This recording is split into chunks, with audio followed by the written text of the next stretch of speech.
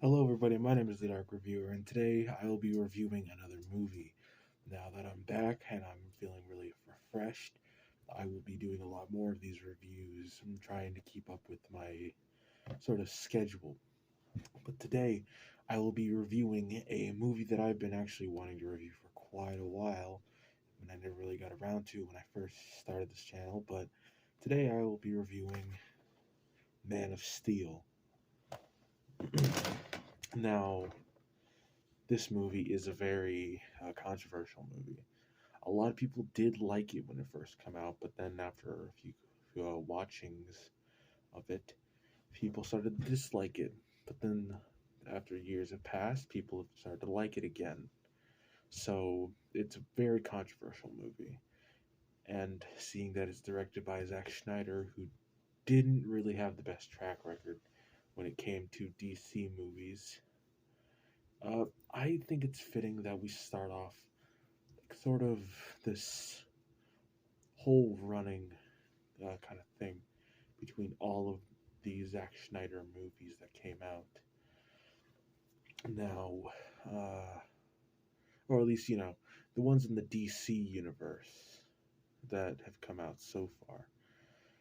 So, to start this, we open up on a shot of Krypton getting ready to, well, basically do what Krypton does best and just blow up. But we have this kind of really, really long montage of Jor-El taking this codex stream from the kind of vault of Krypton, maybe, I don't know, and basically giving it to his son while he's being chased by General Zod, the main villain of this movie. And well, it's a pretty cool opening scene. I mean, we get to see a lot more of Krypton than we do in most films of this manner. And after all of this, Jor-El dies.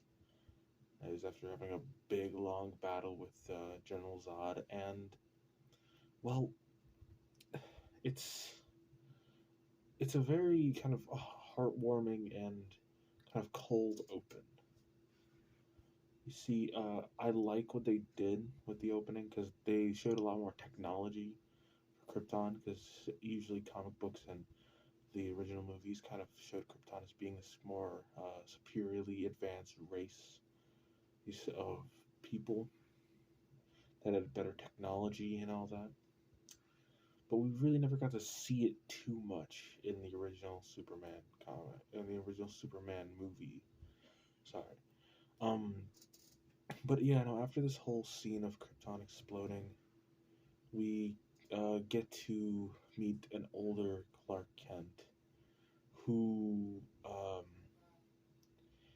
who is this kind of loner, as it may be, but being that as it is he tries to go throughout the world helping out people, well, as much as he can, because he has these powers, might as well. And we have this whole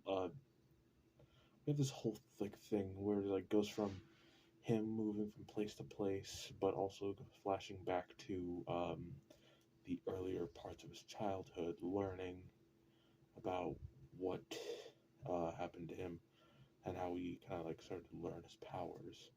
He saved a bus full of children, which kind of exposed him to being having super strength. He was locked in a closet, or he locked himself in a closet because he couldn't control his super hearing, his X-ray vision, or his heat vision. Or at least I guess he could control his heat vision because he did heat up the doorknob. But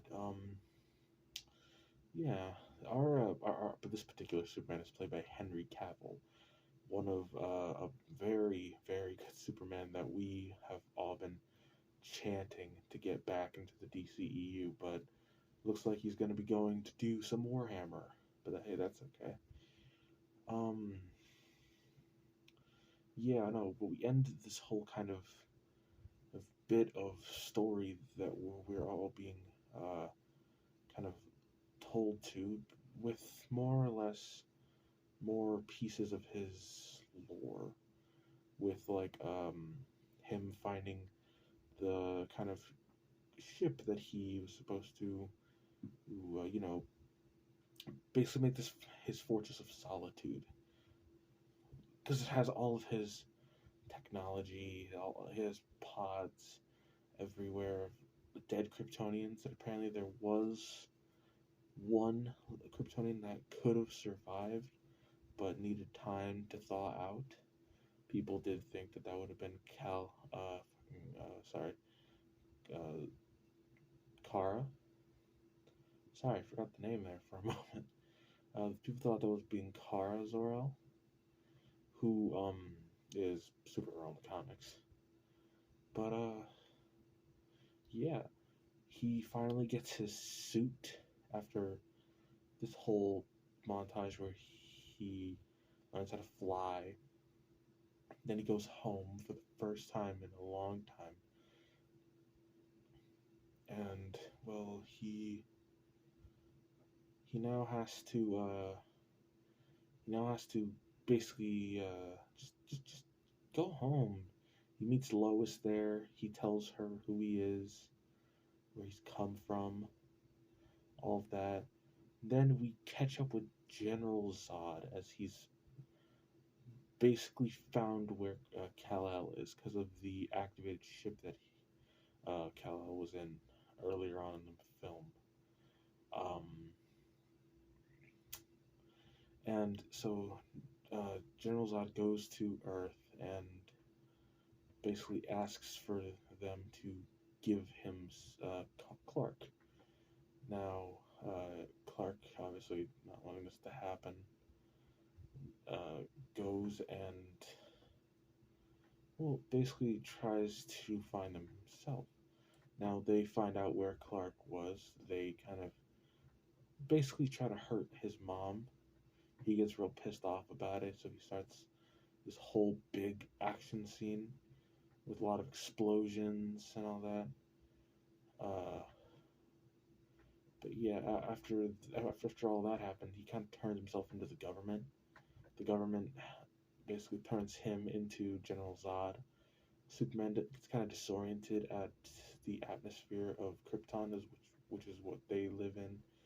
But then it's also kind of weird because Lois is also in there, and wouldn't she be also affected by the atmosphere of Krypton? I mean, yeah, she's wearing the helmet, but wouldn't her body kind of succumb to the uh, weight of how Krypton was? Because Krypton was a big planet and was pushing down on people very much, like a lot heavier uh, atmosphere than Earth is. That's why Superman can fly, is because he can basically control the atmosphere around him to make him fly. Because in Krypton,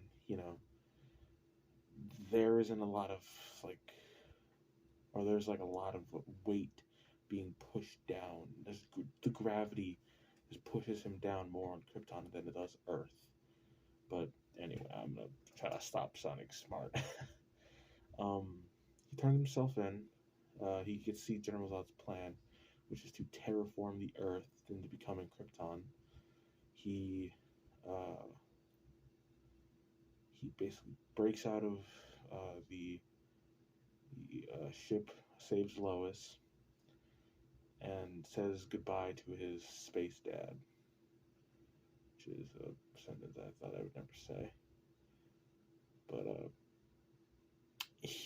when he goes and saves Lois, he takes her back to the military base. They devise a plan to stop these kind of giant terraformers, where Superman would go to one that's on the other side of the Earth, and then the government would go blow up the one that's in Metropolis. So, when the only way they can technically do this is with Superman's old ship that brought him there. Now, earlier on in the film, Superman kind of beat the crap out of General Zod, and Zod kind of figured out that he has powers on this Earth, just like Superman does. So, while he's trying to kind of figure out these abilities that Superman has, he inevitably finds out that he can kind of do all that Superman can do. So this means that now he is ready to take over the world as like an evil Kryptonian. But eventually, after a lot of sacrifices, Superman gets to the other side of the terraformer and starts to try to fly up on it so he can destroy it. Eventually does with some very, very much kind of hard uh, pushing to get there, but eventually both the terraformers are destroyed. Now that brings into a very intense battle between General Zod and Superman, and where they start crashing through a crap ton of buildings, and well, they they eventually like just start like fighting one on their both their terms, and at one point towards kind of the end of this whole ordeal, General Zod finally uses like his heat vision to kind of try to burn a family alive, and Superman makes a split-second decision to snap his neck. Now I know this is a big meme among people that Superman that kind of snapped General Zod's neck and started screaming about it, but I think it was a really intense scene, and I think they could have used it to kind of play into the next movie, which I'll probably get into like in a later video down the line. But we close off this film with Superman returning the tanks, or like the satellite trying to track him to the government, and then he goes and gets the job at the Daily Planet, where we are led to believe that him and Lois are now in a relationship, and that's where we end our movie. Now, if I were to sum up this movie in a couple words, I would say it's action packed, adventurous, while also being very boring at times. And I could say I would definitely skip a few scenes if I had to. But and I know I might have missed a couple key important elements in the movie that I didn't put into this. But I do say that this is a delightful film to watch, even though it is a little boring at times. And I would definitely recommend watching it yourself, because just to get your own opinion on it. But anyway, that was my review for Man of Steel, a Zack Snyder directed film. And yeah, this has been the Dark Reviewer. And if you would like to keep up to date on all my latest videos, I would like you to go down there and hit the subscribe and then hit the bell. And if you liked this video, well, then obviously hit the like button. But until next time, I've been the Dark Reviewer. I'll see y'all later. Peace.